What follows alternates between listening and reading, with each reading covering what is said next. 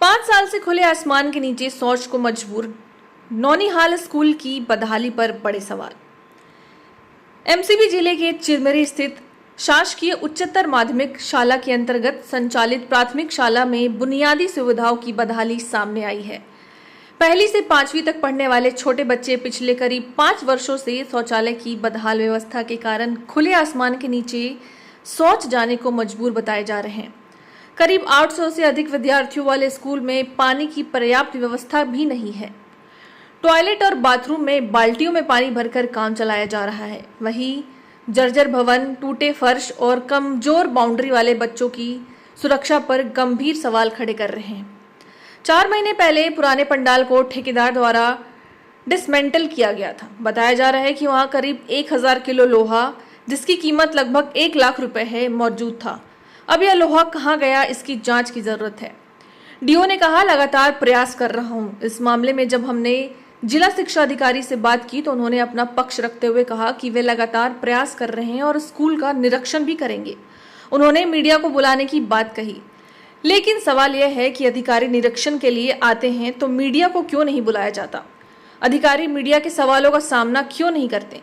इससे पहले भी अधिकारियों की ओर से कई बार आश्वासन दिए गए, लेकिन जमीनी हकीकत आज भी जस के तस है। समस्या वही है, तस्वीर वही है, सिर्फ अधिकारी बदलते रहें। अब देखना होगा कि इस बार जिला शिक्षा अधिकारी के आश्वासन के बाद बच्चों को वास्तव में बुनियादी सुविधाएं मिलती हैं या फिर यह मामला भी सिर्फ कागजों और वादों तक सीमित रह जाता है। टी10 न्यूज 24 न्यूज चैनल से Vinod Pandey, bureau chief, MCB जिला। आज हम हल्दीवाड़ी के उस स्कूल पे, विद्यालय पे खड़े हैं जो ये स्कूल सन 1952 में बना हुआ है। इतने वर्षों पुराना स्कूल है और अपने अस्तित्व के लिए ये विद्यालय लगातार संघर्ष कर रहा है। यहाँ पर प्राइमरी स्कूल की जो बिल्डिंग है वो जर्जर अवस्था में है और यहाँ पर जहाँ पर बच्चों के लिए बाथरूम होना चाहिए, टॉयलेट होना चाहिए, उनकी व्यवस्थाएं जो हैं, कहीं छत नहीं है, कहीं पेन नहीं है, इस टाइप की व्यवस्थाएं फैली हुई हैं।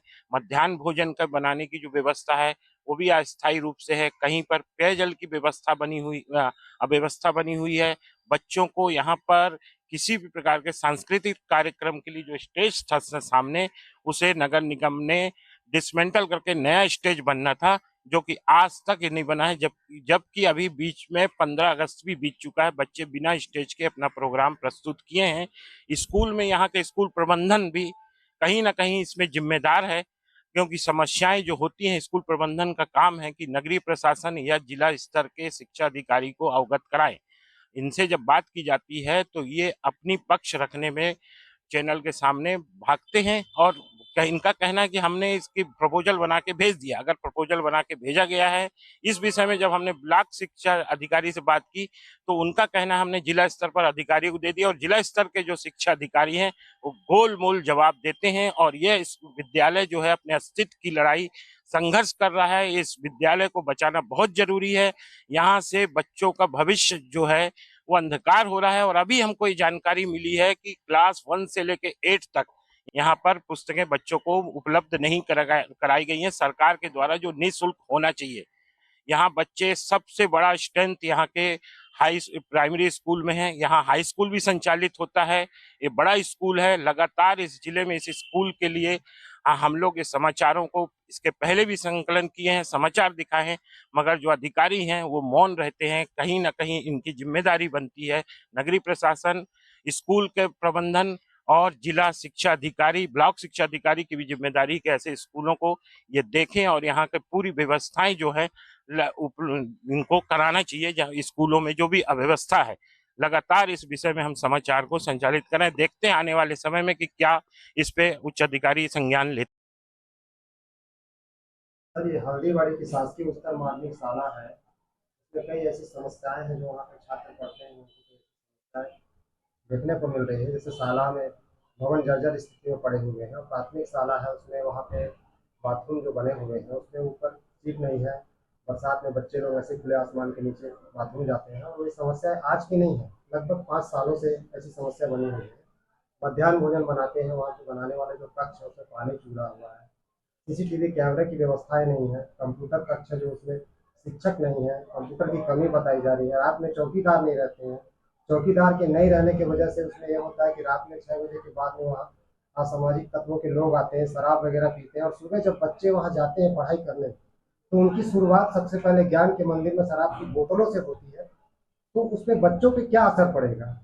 और वहाँ पे सबसे ज़्यादा ये देखने को मिलता है कि बच्चे जो पढ़ते हैं प्राथमिक शाला में, उनकी शिक्षता में भी कमी पाई जा रही है। ऐसे देखने को मिलता है कि उनको कहीं ऐसे कमी है, इसमें आपका क्या कहना है?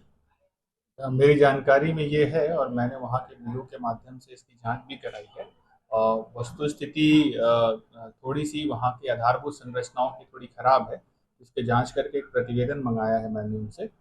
शौचालय की स्थिति खराब है तो उसके निर्माण के लिए एक प्रस्ताव हमने भेजा है डीपीआई में, समग्र समग्र शाखा में। वहाँ से अगर अलॉटमेंट हमको आ जाता है तो मरम्मत का काम चालू कर देंगे। इसके अलावा स्कूल के प्रधान पाठक और प्राचार्यों को भी निर्देशित किया गया है कि स्कूल की जो कंटीजेंसी राशि है उनके माध्यम से भी जो प्रारंभिक स्तर पर जो काम कर सकते हैं उसको करके उसकी व्यवस्था को ठीक कराएं।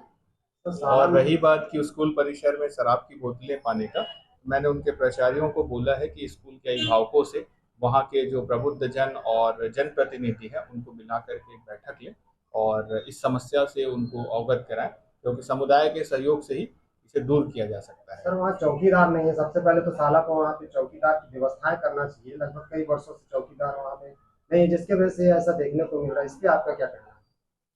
इतनी बड़ी शाला है, चौकीदार होना चाहिए, प्यून होना चाहिए, चपरासी, वहाँ कमी देखने को मिल रही है, जिसकी वजह से ऐसा नहीं, अगर उनका पद स्वीकृत है तो शासन स्तर से उसकी भर्ती की प्रक्रिया होना है और अ, वो यहाँ से पूर्व में गया हुआ है। इसकी जानकारी कि इन समस्याओं से ग्रसित है थोड़ा सा विद्यालय, तो शासन से पद स्वीकृत होता है या इस टाइप का कुछ आता है तो भर्ती होगी तो आएंगे।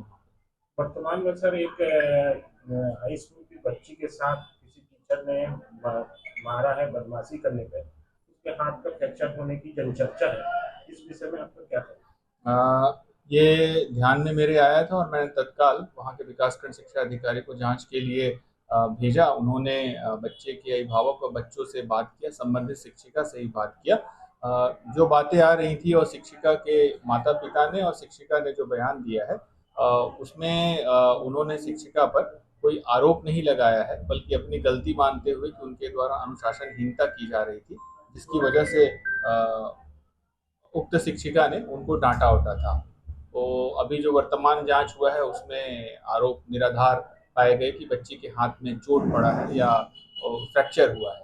सर, ये आपको आए हुए तो अभी कुछ ही दिन हुए हैं जी, और आपकी जानकारियों की एमसीबी जिले के बोर्ड का जो रिजल्ट है बहुत खराब था, और इस विषय में आपकी तरफ से बोर्ड जो रिजल्ट है उसको सुधारने के लिए क्या प्रयास किए गए? अभी हम लोगों ने 8-10 दिन पहले ही सभी प्रिंसिपल्स की एक बैठक ली थी जिला प्रशासन कलेक्टर महोदय की अध्यक्षता में।